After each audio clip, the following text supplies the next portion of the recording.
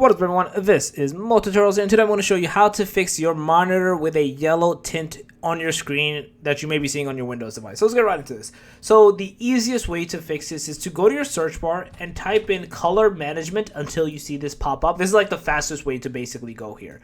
Once you do this, select the monitor that is the concern. So I have two displays, so obviously choose the right one. So we're going to just do this one. For example, display 1, generic PNP monitor. So yours will not say use my settings for this device. So click into this and then press the add button.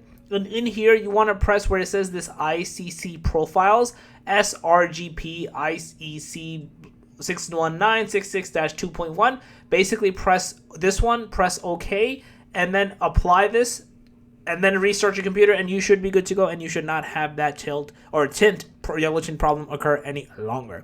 So yeah, that's basically it. If you guys love the video, please smash the thumbs up. Guys on the channel, make sure to subscribe, click that notification bell, and I'm Mo Tutorials out. Peace.